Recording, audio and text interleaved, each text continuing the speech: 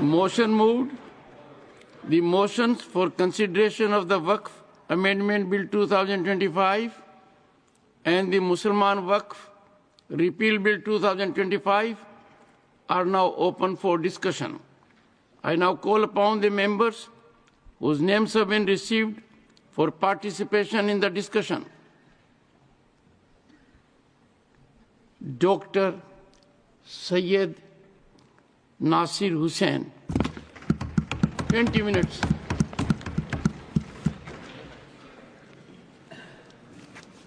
Chairman sir, मैं आभारी हूं आपने मुझे महत्वपूर्ण बिल पे बात करने का मौका दिया और मेरी पार्टी और आप मिलके मुझे जेपीसी का सदस्य भी बनाया था।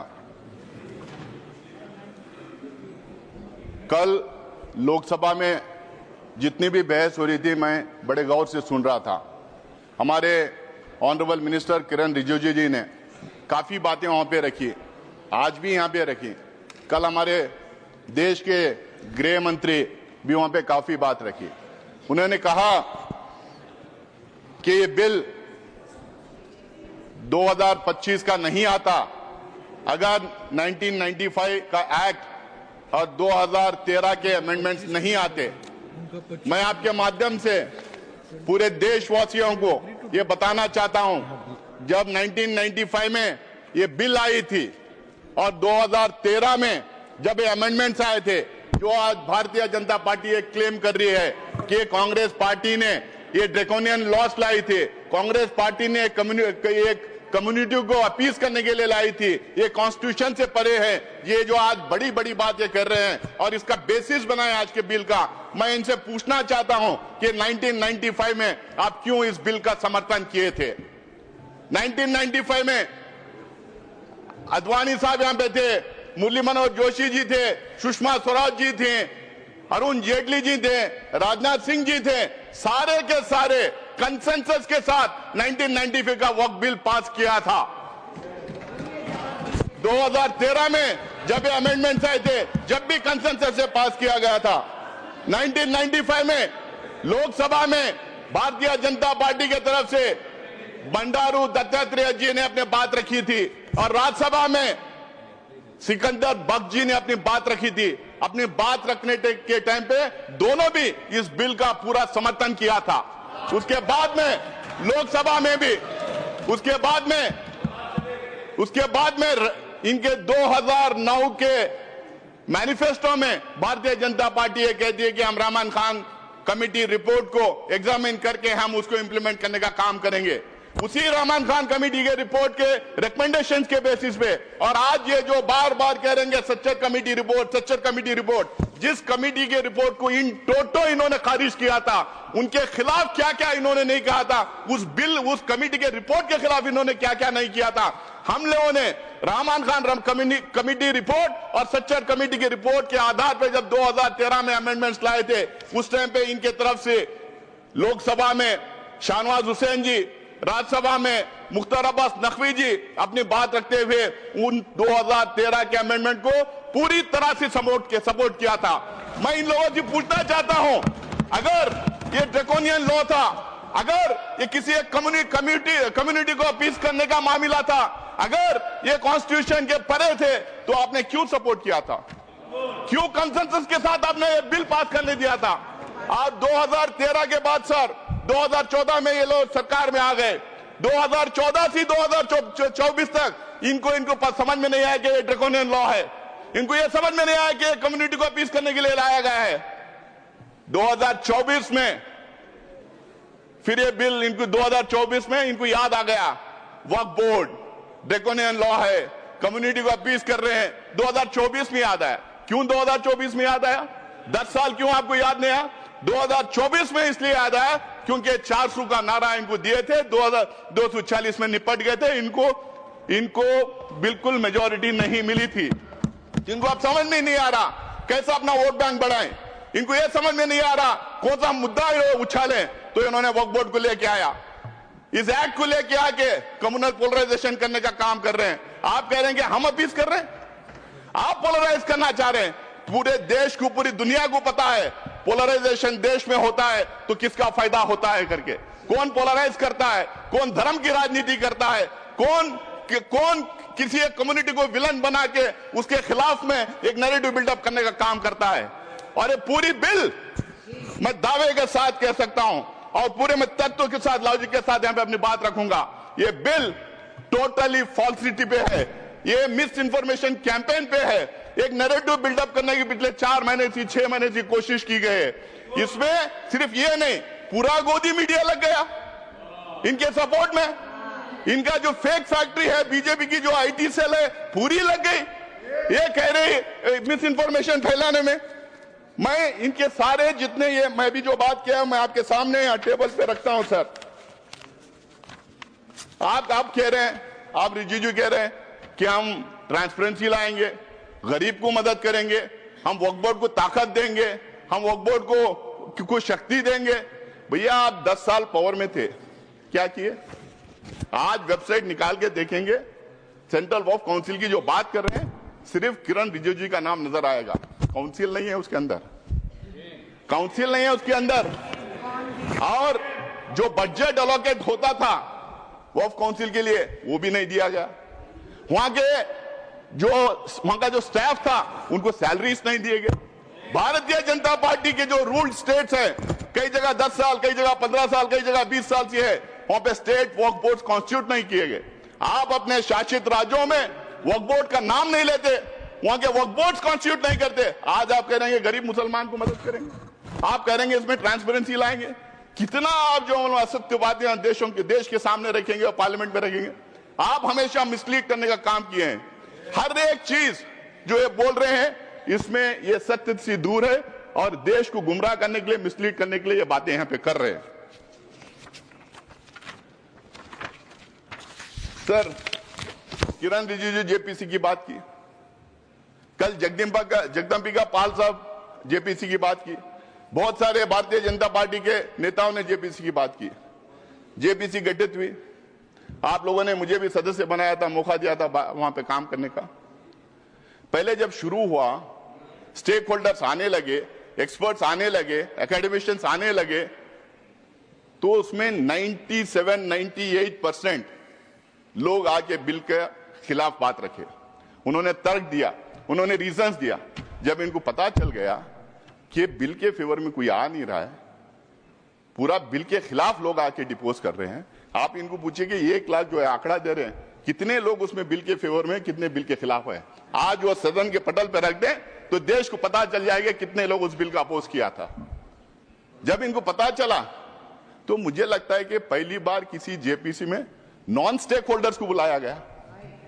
नॉन स्टेक होल्डर्स जिसको वक्फ से कुछ लेना देना नहीं है, ना वो दान दे सकता है, ना उसका मेंबर बन सकता है, जिसको वक्फ के बारे में पता नहीं है, कोई नॉलेज नहीं है, और कुछ तो कुछ ऐसे थे एक्सट्रीमली कम्युनल स्टेटमेंट्स आके वहां पे दे रहे थे।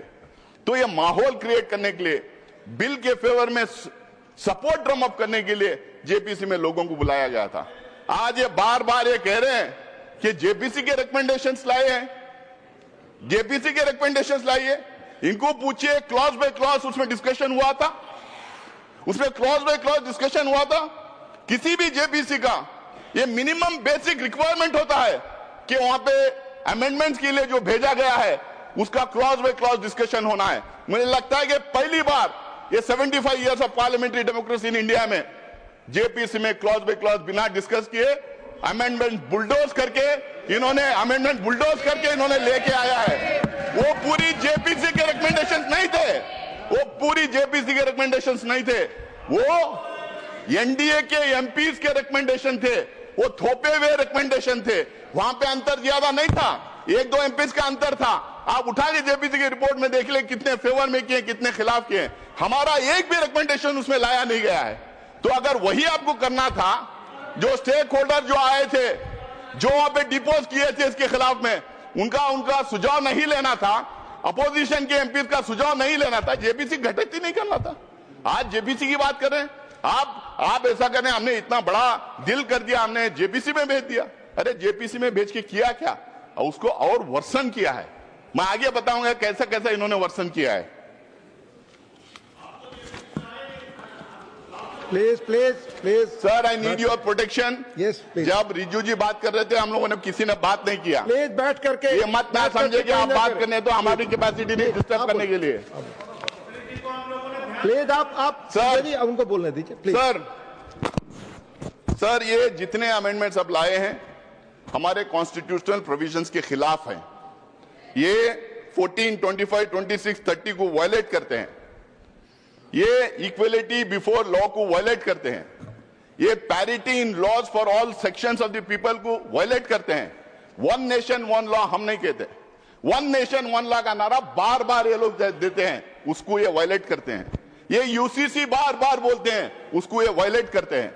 अगर इतना ही है, मैं आज भी यहां कह रहा हूं, कांग्रेस पार्टी की तरफ से मैं कह रहा हूं, एक मुसलमान एमपी उस कम्युनिटी के होने के नाते से मैं कह रहा हूं, इस देश में जितने समुदाय हैं, जितने धर्म हैं, उन तमाम religious centres, religious activity centres, धर्मस्थल जितने हैं, उसके गवर्नेंस और एडमिनिस्ट्रेशन में एक तरफ ये एक तरीके का लॉ होना चाहिए।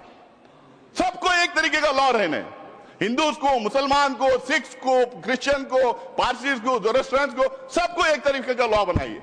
आप क्यों घबरा रहे हैं उससे? बनाइए लॉ उसके लिए, पर्सनल लॉ छोड़ के बाकी के सब गवर्नेंस एंड एडमिनिस्ट्रेशन में एक तरीका लॉ होना चाहिए। मैं आगे बताऊंगा और पार्लियामेंट के पटल पे मैं देखूंगा किस तरह से अलग अलग समुदाय में ये भेदभाव कर रहे हैं, किस तरह से ये टारगेटेड लेजिस्लेशन है, किस तरह से ये अनफेयर लेजिस्लेशन है, किस तरह से ये मुसलमानों के खिलाफ का लेजिस्लेशन है। आप बार बार कह रहे थे मुसलमानों के खिलाफ नहीं है। मैं दावे के साथ मैं कहना चाहता हूं, मैं आपके सामने प्रूफ दूंगा, यहां पे रखूंगा, ये बिल्कुल टारगेटेड लेजिस्लेशन है। आप इस देश में आप ये मैसेज देना चाहते हैं कि यहां पे एक कम्युनिटी को बिल्कुल सेकेंड क्लास ग्रेड का सिटीजन हम बना के रखेंगे। आप जिस तरह के लॉस लेके आ रहे हैं, वो धर्म के आधार पे आप लॉस लेके आ रहे हैं। ये पहला नहीं है।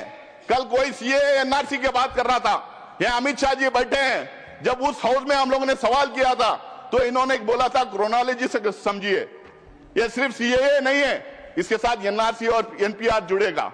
जब इनसे सवाल पूछा गया था तो बोले नहीं, इससे लिंक्ड है। आप कह रहे हैं कि हम धर्म के आधार पे हम किसी की सिटीजनशिप छीन नहीं रहे, लेकिन धर्म के आधार पे आप सिटीजनशिप रोक रहे हैं। ये पहली बार हिंदुस्तान की कॉन्स्टिट्यूशन में ऐसा हुआ है। मुझे नहीं लगता है कि कहीं ऐसा और हो रहा होगा। उसके बाद में 1991 का सेटल्ड क्वेश्चन है sir, 1991 places of worship act का सेटल्ड क्वेश्चन है।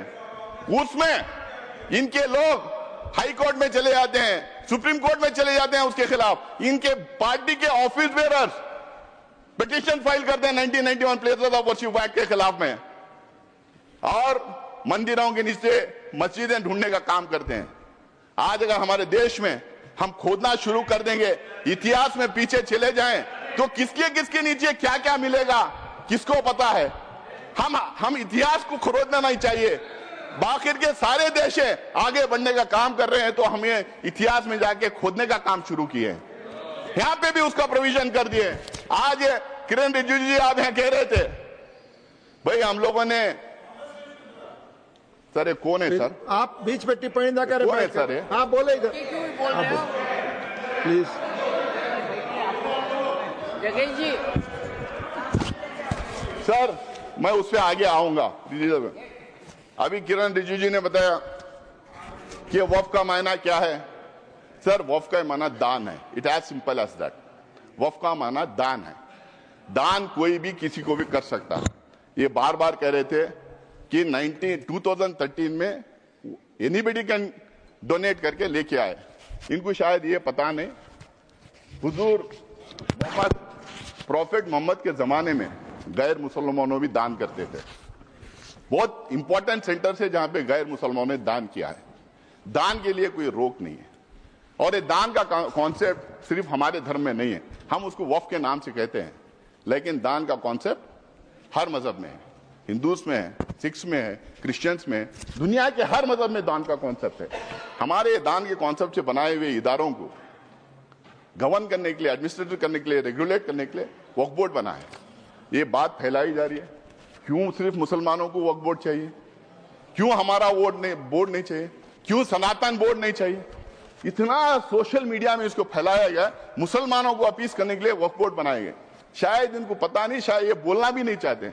इस देश में एंडोमेंट बोर्ड्स हैं, इस देश में मुजरा डिपार्टमेंट्स हैं, इस देश में हिंदू रिलीजियस प्लेसेस एक्ट्स हैं, इस देश में SGPC है, इस देश में बहुत सारे स्टेट्स में क्रिश्चियंस के लिए काउंसिल्स और कॉर्पोरेशंस हैं। हर मजहब के लिए है, हर मजहब के रिलीजियस इंस्टीट्यूशंस को गाउन करने के लिए अलग अलग एक्ट्स बनाए गए हैं। टेंपल ट्रस्ट से, स्टेट से अलग अलग एक्ट्स बनाए गए हैं। आप ये क्यों भ्रम फैला रहे हैं? और ये सिर्फ कांग्रेस का अचानक बनाया हुआ मामला नहीं वक्फ का। आपने अभी कहा कि अंग्रेजों के जमाने में वक्फ को रेगुलेट करने के लिए कई एक्ट्स आए थे, उसको आगे बढ़ाते गए, उसमें अमेंडमेंट लाते गए, उसमें सुधार लाने के लिए कई अमेंडमेंट्स लेके आए।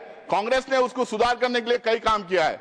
और 1995 में 2013 के एक्ट्स के बारे में ये बार बार जो बोल रहे हैं, वो बिल्कुल वक्फ बोर्ड को स्ट्रेंथन करने के लिए, वक्फ प्रॉपर्टीज को बचाने के लिए, एंक्रोचर्स को हटाने के लिए, उसमें ट्रांसपेरेंसी लाने के लिए हम लोगों ने वो अमेंडमेंट्स लेके लाए थे और इनका पूरा सहयोग और सपोर्ट उसमें था।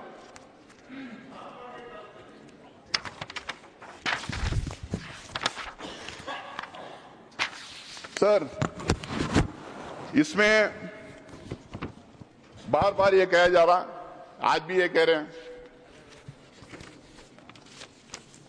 कि वक्फ बोर्ड, ये सबसे बड़ा एलिगेशन वक्फ बोर्ड के खिलाफ है सर, और ये सबसे बड़ा मिस इन्फॉर्मेशन फैलाया गया है।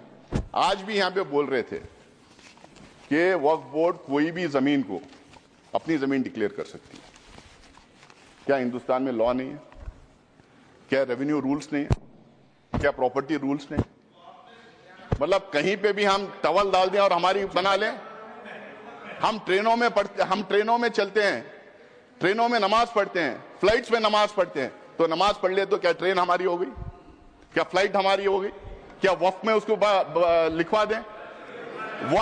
वक्फ को जो पावर दिया था, अगर वक्फ बोर्ड के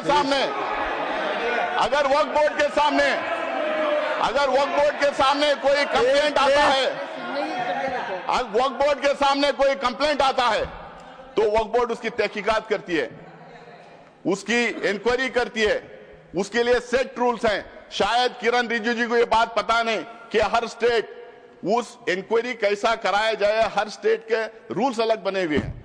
मैं वक्फ बोर्ड का मेंबर पिछले 6 साल से हूं सर, कर्नाटका में 6, अब 7वां साल कंप्लीट कर रहा हूं। तो वहां पे ये आपको इंक्वायरी तो बोले प्लीज। पूरा इंक्वायरी होने के बाद में सर्वे कमिश्नर उसको सर्वे करता है, कलेक्टर उसको चेक करता है, फिर उसके बाद में स्टेट गवर्नमेंट को जाता है, स्टेट गवर्नमेंट उसको वेरीफाई करती है, उसके बाद में वक्फ गेजेट उसके बाद में सरकार उसको गेजेट करती है। उसके बावजूद भी अगर कोई संतुष्ट नहीं है तो ट्राइब्यूनल में जा सकता है।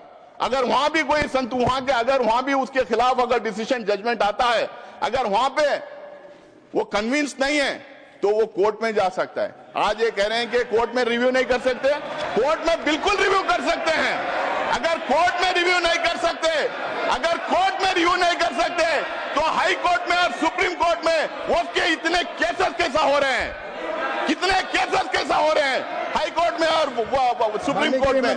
माननीय गृह मंत्री कुछ कर दे जी प्लीज। मान्यवर, मैं सदस्य को बीच में टोकना नहीं चाहता, शायद वो भोले भाव से गलत इंफॉर्मेशन सदन के सामने रख रहे हैं, तो मैं थोड़ा करेक्ट करना चाहता हूँ। मान्यवर Jairam ji please, chair has given time. क्या कह रहे हैं आप रमेश जी? क्या कह रहे हैं? मैं मान्यवर जी प्लीज मान्यवर, आप बोले।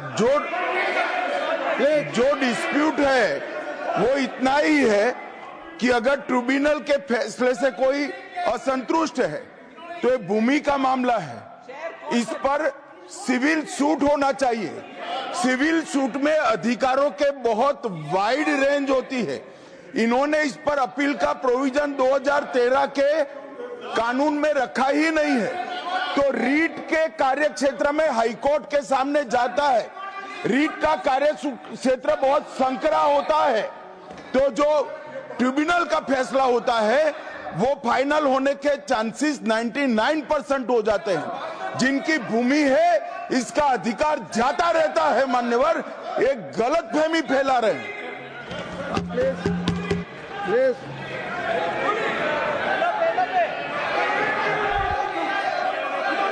ये आप ही को दे रहे हैं, आप सुनते नहीं सर। आप ही को कह रहा हूं मैं। सॉरी, अब शुरू की। देखिए साहब, वो बात कर रहे हैं और हमने रिजू जी साहब का तो बहुत शांति के साथ सुना और रात में भी कल आपका भाषण वहां पर भी टीवी में पूरा सुना। कम से कम वो जो उन्होंने तैयारी करके लाए हैं, उन्होंने भी पढ़ के आए, वो तो कोई ऐसे वैसे बात नहीं कर रहे हैं। इसके ऊपर गंभीरता से अध्ययन करके वो आए हैं। उनका फ्लो बीच में चले जाता, विचार चले जाता। तो इसलिए मैं आपसे कृपा करके विनती करता हूं, उधर के लोगों को टोकना बंद करने के लिए कहो। जो कुछ कहना है वो अपनी बात उत्तर में कहे। मैं यही चाहता हूं। अब उनको कंट्रोल करिए। Doctor Syed Nasir Hussain, please please. Sir, tribunal के बारे में इन्होंने कहा, रिजू जी ने, कि 2 थे, उन्होंने 1 बढ़ा दिया। 2013 में भी 3 ही थे। 2013 में भी 3 ही थे। 2013 में भी इस्लामिक स्कॉलर डोमेन एक्सपर्ट थे। बल्कि इन्होंने अभी कर दिया कि रिटायरिंग या सर्विंग। पहले हम लोगों ने सर्विंग जज को रखते थे। भ्रम में फैलाया जा रहा था कि वक्फ का ट्रिब्यूनल है, वक्फ कॉन्स्टिट्यूट करती है, लेकिन स्टेट गवर्नमेंट कॉन्स्टिट्यूट करता है, वक्फ बोर्ड नहीं कॉन्स्टिट्यूट करती है। ये भ्रम फैलाया जा रहा है। सर, इन्होंने एक नया प्रोविजन लाया, बोला कि सिर्फ मुसलमान दान कर सकता है। और दूसरी बात इन्होंने बोला कि 5 साल का प्रैक्टिसिंग होना। अब ये तो था पहले, जेपीसी को जाके आने के बाद अब ये कह रहे हैं कि उसको डेमोन्स्ट्रेट करना चाहिए। पहले तो प्रधानमंत्री कहते थे कि हम कपड़ों से पहचान लेते हैं। आप कैसा पहचानेंगे? हम कैसा डेमोन्स्ट्रेट करेंगे? कौन से कपड़े पहनना पड़ेगा? मैं टोपी पहन के जाऊं या दाढ़ी लगा के जाऊं, या कोई मेरे घर में सीसीटीवी कैमरा लगा के देखेगा मैं नमाज पढ़ रहा हूं या नहीं पढ़ रहा हूं? मस्जिदों में सीसीटीवी कैमरा लगाएगा, या और कोई तरीका होगा कि 5 साल प्रैक्टिसिंग मुस्लिम है या नहीं पता करने के लिए? या नहीं कोई? रिजू जी से मैं पूछना चाह रहा हूं, क्या एक दूसरा डिपार्टमेंट खोलेंगे कि ये आइडेंटिफाई करने के लिए प्रैक्टिसिंग मुस्लिम है या नहीं? और वो जो सर्टिफिकेट देंगे उस पे भी मोदी जी का ठप्पा रहेगा कि ये मुसलमान है या नहीं करके बोल के। हाँ, मोदी जी की फोटो भी लगा देंगे उस सर्टिफिकेट पे। Sir, Waqf by user, sir Waqf by user की बात, तो सबसे बड़ा मार जो इस बिल में ला रहे हैं वक्फ बाय यूजर। क्यों ये ला रहे हैं सबको पता है। इनकी सारी की सारी जो है निगाह संपत्ति पे है, जमीन पे है, लैंड पे है। धारावी पे में किसको दिया है उन्होंने? करोड़ों के भाव पे किसको दिया? कल मैं टीवी डिबेट पे था, एक जेपीसी की मेंबर थी इनकी मेरे साथ में, वो कह रही थी कि हम लैंड मोनेटाइज करेंगे। तो समझ में आ गया, मोनेटाइज करके किसको देंगे? तो वक्फ बाय यूजर का मतलब क्या है सर? इस देश में, हमारा देश प्राचीन देश है, इस देश में अलग अलग टाइम अलग अलग धर्म के स्थल बने हुए। हमारे देश में इतने किंगडम्स थे, राष्ट्रकूटा से लेके मौर्य से लेके चेरास, कदम्बास, विजयनगर एम्पायर, अशोका साम्राट का पता नहीं क्या कितने थे, बादशाहें थे, ब्रिटिश गवर्नमेंट थी। यहाँ पे सिर्फ मस्जिद मंदिर की बात, सिर्फ मस्जिद की बात नहीं सर, इस देश में बहुत खूबसूरत मंदिरें बने, जबरदस्त मॉन्यूमेंट्स हैं देखने के लायक, गुरुद्वारास हैं, चर्चेस हैं, मस्जिद हैं। अगर आप 400, 500, 600 साल पुराने इमारतों के कागज पूछेंगे, तांबे में, पीतल में जहां लिखा था, कहां से ढूंढ के लाएंगे? उसका प्रूफ सिर्फ ये है, ये हर समुदाय के लिए सही है कि those properties, those institutions exist even today and they are in long usage. That is the proof of that being in waqf. There is waqf by user, there is temple by user, there is gurudwara by user, there is church by user, there is mata by user, there is so many religious institutions by user. किसका proof मांगेंगे? जब हमने बोला तो ये बोले कि हम प्रोस्पेक्टिवली अब ये करेंगे, रेट्रोस्पेक्टिवली नहीं देखेंगे। भाई जो रजिस्टर्ड नहीं है वक्फ बाय यूजर, अगर 200-300 साल पुरानी है तो उसको कैसा मानेंगे आप? आप ये कह रहे हैं कि और दूसरा उसमें ये बोल रहे हैं कि डिस्प्यूटेड है। तो मैं प्लेसेस ऑफ वर्शिप टैग की बात कर रहा था। अगर डिस्प्यूटेड है, गवर्नमेंट है, तो फिर हम नहीं करेंगे। बट डिस्प्यूटेड कैसा है? डिस्प्यूटेड तो एक ही थी, वो बोले थे अयोध्या का मसला छोड़िए बाकी के पूरे इसमें आ जाएंगे। आप कैसा डिस्प्यूटेड, पुराने इदारों के डिस्प्यूट कैसा हो जाएगा? ये खोज रहे हैं बार बार देश में दंगे फसाद करवाने का। ये डिस्प्यूट करना, दंगे फसाद करवाना, अपना वोट बैंक क्रिएट करने की राजनीति कर रहे हैं वक्फ यूजर को निकाल के। और दूसरा, अब ये कह रहे हैं कि हम उसको ले लेंगे। अब मेरा टाइम बढ़ाया है, मेरा पार्टी का टाइम लूंगा ऑलरेडी मैं मेरे party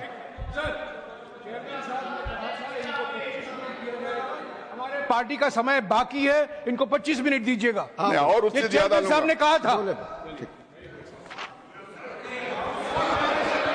please please please.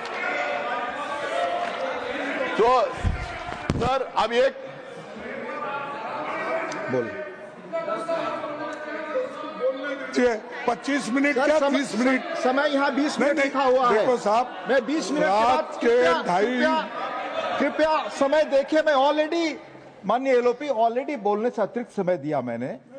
Please आप मैं ले रहा हूं सर। आप बोल सर दूसरा, सर आप ये कह रहे हैं कि वक्फ यूजर ऐसा ही रहेगा जो रजिस्टर्ड है, और दूसरी तरफ कह रहे हैं कि पोर्टल हम नया ला रहे हैं और उस पोर्टल में हर एक वक्फ को फिर दोबारा रजिस्टर करना पड़ेगा। भाई वक्फ यूजर वो रजिस्टर्ड हो गया तो सीधा उठा के डाल लीजिए उसमें, आप फिर दोबारा उनको क्यों रजिस्ट्रेशन करें? आप चाह रहे हैं कि फिर वो दोबारा पेपर उससे मांगे, आप पेपर ना दें, फिर आपके लोग जाके दंगा फसाद करें और आपका वोट बैंक बढ़ता रहे। ये आपका वो है। सर तीसरा, ढांचे की बात कर रहा हूं मैं। ये बहुत जोर जोर से रिजू जी बोल रहे थे कि ये सेक्युलर कैरेक्टर है वक्फ बोर्ड का। वक्फ बोर्ड का सेक्युलर कैरेक्टर है। वक्फ बोर्ड सिर्फ एडमिनिस्ट्रेशन और गवर्नेंस नहीं देखती है, वक्फ बोर्ड रिलीजियस अफेयर्स में भी दखलंदाज करती है, रिलीजियस अफेयर्स भी देखती है। अगर आपको इतना ही है, अगर आप कह रहे हैं, अगर मैं आपकी बात भी मान लो, तो मैं आपसे पूछना चाहता हूं, क्या हिंदू रिलीजियस एक्ट के तहत जो इंस्टीट्यूशंस बने, एंडोमेंट एक्ट, मुद्रा department, places of Hindu religious places act, SGPC और अलग अलग समुदाय के जो इदारे जो बने हैं, क्या उसमें एक मुसलमान, एक सिख, एक बुद्धिस्ट, एक जैन को आप रखेंगे? क्या मुझे रखेंगे आप उसमें? आप मुझे रखेंगे आप उसमें? ये बिल्कुल मेरे राइट के खिलाफ है। जो कॉन्स्टिट्यूशन मुझे जो राइट देता है उसके खिलाफ है, और इसको लेके काफी जजमेंट भी है। दूसरा सर, मैं उसके सारे को, और ये जो कह रहे हैं, और ये जितने यहाँ पे हैं, यहाँ पे Bihar Hindu religious trust act, Madras Hindu religious and endowment act, Orissa का, तमिलनाडु का, उत्तर प्रदेश का, आंध्र प्रदेश का, सब में साफ लिखा जाता है कि सिर्फ और सिर्फ हिंदू वहां रहेंगे और कोई और दूसरे मजहब का आदमी नहीं रहेगा। जब वहां पे वो एक्ट में ही है, तो यहाँ कैसे आप दूसरे लोगों को देंगे? आप एक्चुअली क्या प्रूव करना चाह रहे हैं? आप लाके क्या हमारे ऊपर भरोसा नहीं? क्या हम काबिल नहीं अब हमारे इंस्टीट्यूशंस को चलाने के लिए? आप हम लोग को सेकेंड ग्रेड सिटीजन बनाना चाह रहे हैं? हमारे ऊपर स्पाइंग करना चाह रहे हैं आप?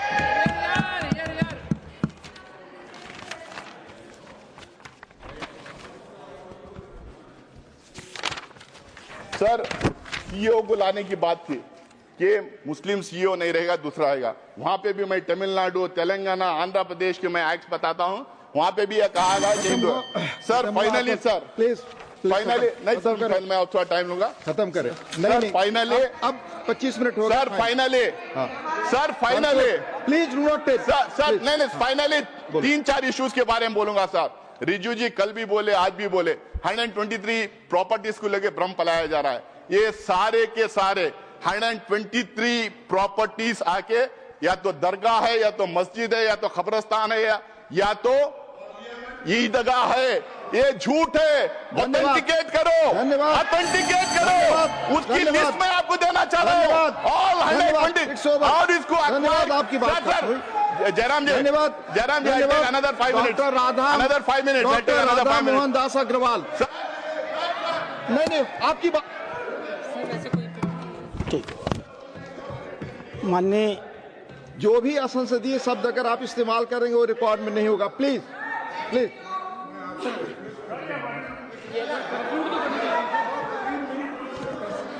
यहाँ जो लिखा हुआ 20 मिनट 20 से 25 हुआ, आपकी पार्टी का समय जाएगा, आपकी पार्टी का समय जाएगा। बोले आप मेरे 2 मिनट पार्टी के समय में दे दो, 2 मिनट में और खत्म करें। देखो साहब, मैं बोल रहा हूँ 2 मिनट में और खत्म पार्टी करें। के समय में 3 मिनट, 2 मिनट में और खत्म करें। सर, ये 123 एकर्स, 123 प्रॉपर्टीज जो बिल्कुल रिलीजियस प्रॉपर्टीज है।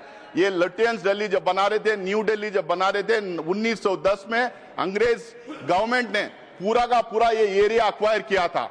जब मुसलमान जाके उनके मिले, वो बोले कि ये 123 प्रॉपर्टीज वक्फ के पास ही रहेंगे, पोजीशन उनके पास ही रहेगा, बट गवर्नमेंट का नाम रहेगा जब तक ये सिटी नहीं बन जाती। बनने के बाद उन्होंने दोबारा वापस उसको वक्फ को दिया था। आज भी, जब से लेके आज भी 123 प्रॉपर्टीज ये पोजीशन वक्फ में ही है, बिल्कुल वक्फ में ही है। और जब 2013 में गवर्नमेंट 2013 में जब इसको डी नोटिफाई करने की बात आई, सरकार ने हाई कोर्ट ने सरकार को बोला था कि आप जल्द से जल्द इसका रिजॉल्व करो। तो जल्द से जल्द रिजॉल्व करने के चक्कर में उस टाइम पे डी नोटिफाई किए। आज इन्होंने 1 मैन कमीशन बनाया था, उसका रिपोर्ट सबके सामने क्यों ना रख देते, उसको पारी कर दिया। 2 मैन कमीशन बनाया था, उसका रिपोर्ट रख दीजिए लोगों के सामने, आपको पता चल जाएगा वो प्रॉपर्टीज हैं या ना है। ये झूठ बोलना, लोगों को गुमराह करना, मिसलाइड करना बंद करे। दूसरा सर, ओके सर, ओके खत्म हुआ सर। दूसरा सर, नहीं खत्म हुआ, मेरे हमारे पार्टी का टाइम ले रहे हैं सर। जितना उन्होंने बोल दिया, एलओपी ने बोल दिया, एलओपी ने बोल दिया सर, एलओपी ने बोला। दूसरा केरला की बात ये करते हैं, केरला की बात ये करते हैं। मैं इनको ऑथेंटिकेट करने के लिए कहता हूं, वक्फ बोर्ड कभी ये नहीं क्लेम किया उनकी प्रॉपर्टी है।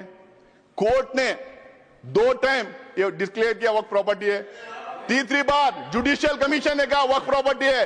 लेकिन मैं आज भी यहां पे कहता हूं, कांग्रेस पार्टी की तरफ से मैं कहना चाहता हूं, जितने गरीब लोग वहां रह रहे हैं, जो फिशरमैन है, पूरे इंडिया की तरफ से मैं कहना चाहता हूं, जो फिशरमैन है, जो गरीब है, जिन्होंने जमीन खरीदी थी, कुछ लोग ऐसे ही रह रहे हैं, उनका इंटरेस्ट प्रोटेक्ट किया जाएगा, उनको वो जमीन दिलाई जाएगी। लेकिन वक्फ बोर्ड को बात करना बंद करें। डॉक्टर धन्यवाद। No nothing sir. Doctor Radha Mohan Das Agarwal, no more, no please. बैठा दें, नहीं जा रहा रिपोर्ट, आप बोले। माननीय उपसभापति महोदय।